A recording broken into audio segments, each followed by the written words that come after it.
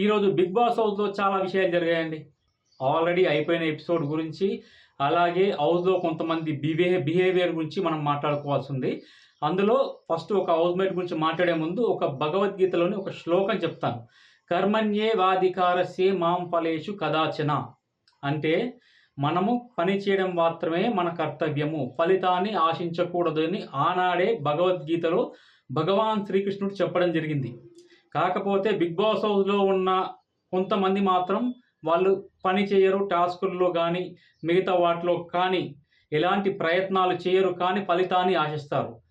ఎవరంటే సోనియమ్మ తల్లి. సోనియా ఏంటంటే మిగతా వాళ్ళతో పాటు కంపేర్ చేస్తే టాస్కుల్లో కానీ, పనుల్లో కానీ చాలా కింద వరుసలో ఉంటుంది. అయినా కూడా నేనే బిగ్ బాస్ విన్నరు అని పెద్దోడికి, చిన్నోడికి చెప్పుకొని తిరుగుతా ఉంటుంది. సో, ఆమె ప్రయత్నం అంటే శూన్యం.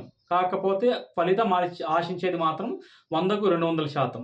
ఇక నిన్న జరిగిన మూడో టాస్క్ విషయానికొస్తే, ఈ టాస్క్‌లో నిఖిల్, యష్మి గౌడ మధ్యలో వాగ్యుద్ధం జరుగుతుంది.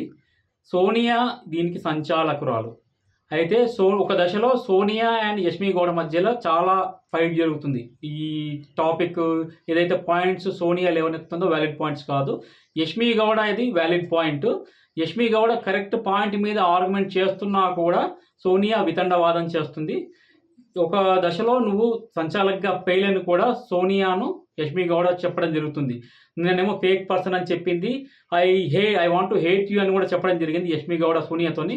ఈరోజు నువ్వు సంచాలకుగా ఫెయిల్, ఎందుకు పనికిరావు, ఎందుకంటే ఆటలో పనికిరావు, ఆడడానికి పనికిరావు, ఆటని సంచాలకుగా చేయడానికి కూడా పనికిరావు అని మొహం మీదే చెప్పడం జరిగింది. ఈ మొత్తం సినారియోలో సోనియా అండ్ యష్మి గౌడ సినారియోలో బలైంది నిఖిల్. నిఖిల్ కూడా వచ్చి యష్మి గౌడతో రాంగ్ పాయింట్ మీదనే ఆర్గ్యుమెంట్ చేస్తూ ఉంటాడు. వ్యాలిడ్ పాయింట్ లేదు నిఖిల్ దగ్గర. అయినా కూడా యష్మి గౌడతో ఆర్గ్యుమెంట్ చేస్తాడు.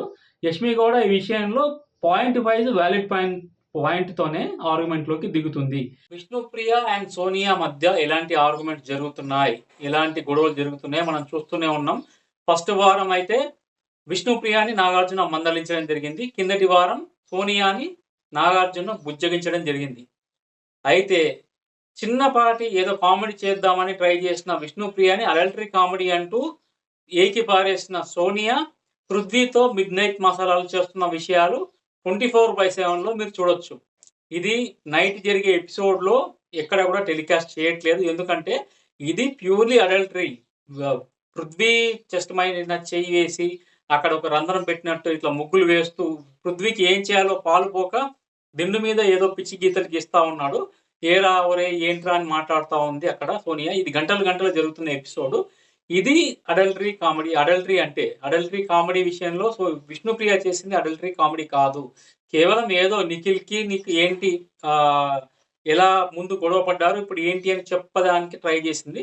అలాంటి దానికి అంత పెద్ద ఇష్యూ బాగా లాగి చేసింది. తను చేస్తే సంసారం, వేరే వాళ్ళు చేస్తే ఇంకేదో అన్నట్టు.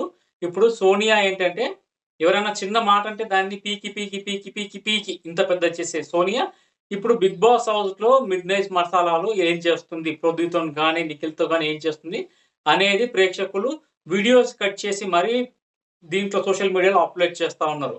ఏంటమ్మా ఇది, నువ్వు అడల్టరీ గురించి మాట్లాడుతూ ఉంటావు, నీకు చిన్న వాటికి నొచ్చుకుంటూ ఉంటావు, మరి నువ్వు చేసే పనులేంటి ఇక్కడ అని చెప్పి క్వశ్చన్ చేస్తూ ఉన్నారు.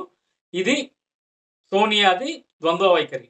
ఇలాంటి మరిన్ని మంచి అప్డేట్స్ కోసం చూస్తూనే ఉండండి బిగ్ బాస్ గుసగుసలు. And don't forget to subscribe Ever Flicks YouTube channel. జై హింద్.